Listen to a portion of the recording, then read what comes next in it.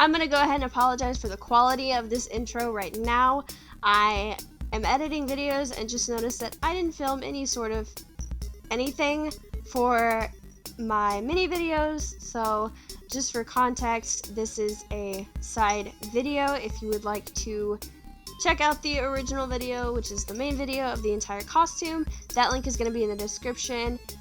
Click that link, it'll take you to the main video, and then also in the description of the main video, it'll have the links for all the other videos, for all the other costume pieces. So if you want to go check those out, please do. I would really appreciate it. So yeah, so I hope you enjoy, and I hope this gives you some sort of insight and maybe even some tips, maybe tips of what not to do, but listen, it happens, okay? I do just want to have a super quick, super simple intro so that I don't take too much time away from the video, and also to avoid a double intro because odds are you probably came from the other one.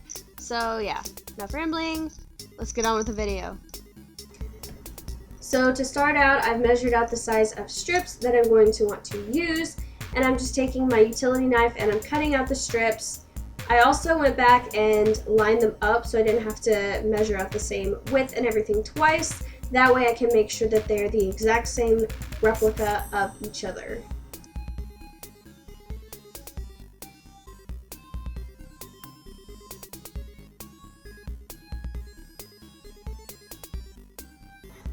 For the longer pieces, I use my tape measure to try and keep a straight line. In order to straighten this up a little bit better, I did use my scissors to cut it out and then also straighten up the edges.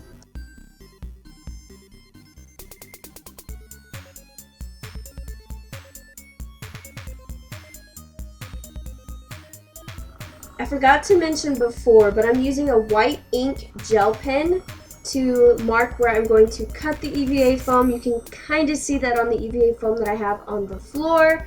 I'm also using this same pen to mark which piece goes on which part of my body so that I'm not adding different size spikes to the same parts of my body on either side.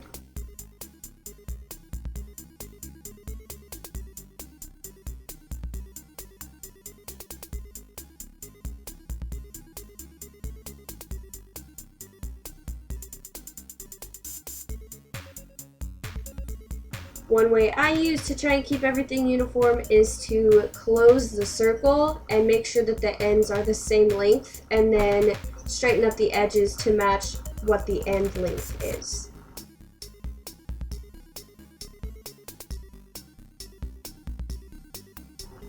So I started using contact cement in order to attach the ends together to form the actual bands. But when I went to put it on, I realized that I did not apply enough, I think is what happened. So it did come undone, and I ended up using hot glue instead of contact cement.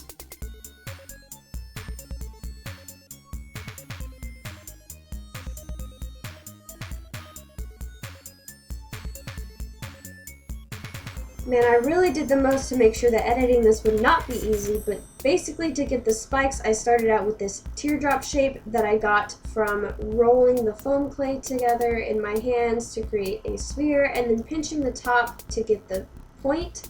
But I found out that the more that I work with this, the more it's going to dry out and become more and more difficult to sculpt. So I ended up just creating the teardrop shape and then rolling it together in my hands with the base on the desk so that it would create that flat base and then also give the tip more of a point.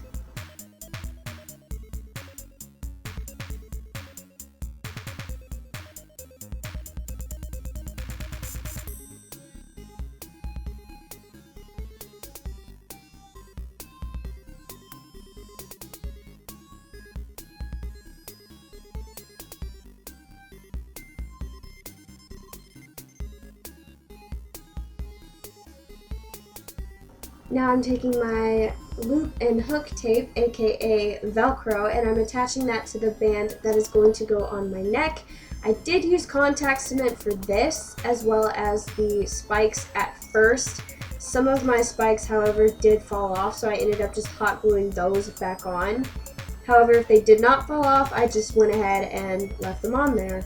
this is a little out of order, but this is a better clip of me using my desk to flatten the bottoms and also measuring them to make them fit on the bands that they're intended for. To apply the Velcro, I applied the hoop side on the side that's going to be facing my neck so that it doesn't irritate the skin. The hook side is going to be the side that extends past the band so that I can attach it without, again, scratching my neck.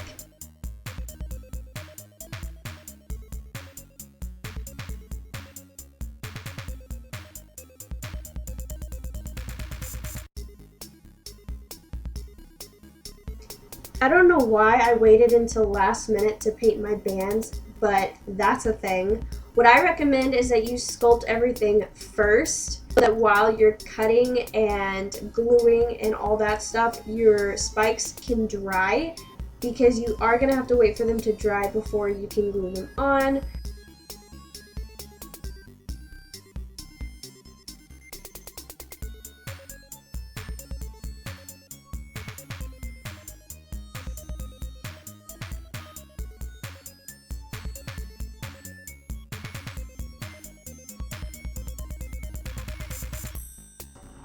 Water break because we thirsty. I'm not going to show the process of me painting every single band because I'm assuming y'all know how to paint. Just paint the stupid things black.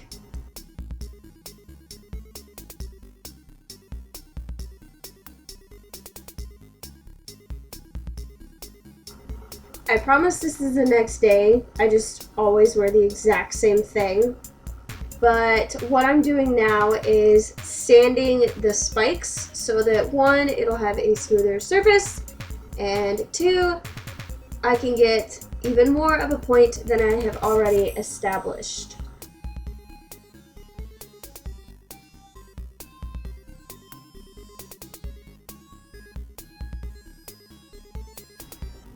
Next I'm going to paint them white. This is going to A, seal the spikes, and B, add a little bit of texture just to kind of give it something.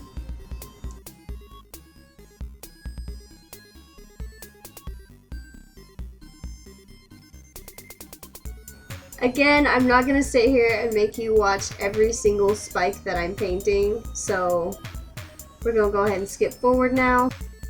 Oh look, my hair's down. That's different, huh? Like I said earlier, I started out with contact cement to attach the spikes, but a couple of them did fall off, so I went ahead and just used hot glue for the ones that did fall off.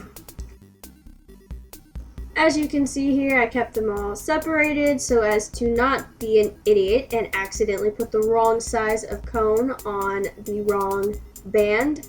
So this just kind of helped me keep everything straight. I'm still trying to figure out how best to work with contact cement, so I kind of just glopped a whole bunch of it on there and then let it get tacky by letting it dry a little bit, and then stuck it to the band, which is why I think some of them fell off, because I put more on some than I did on others, and it was too dry to stick completely. For the bands that go around my bicep and my thigh, I did only do about halfway around, just because if I were to do it all the way around, I was going to be poking myself with spikes and also knock off the ones that were on the inside. So I just did it about halfway around on my thigh and on my bicep. So right here on the wristbands, you can see that I did not go all the way around originally. I did end up having to hot glue that seam back together, and then I went ahead and hot glued another spike on top of that seam, so maybe it'll hold up a little bit better. For the collar, I just put a spike in the middle and then worked my way out, placing spikes equidistant on either side.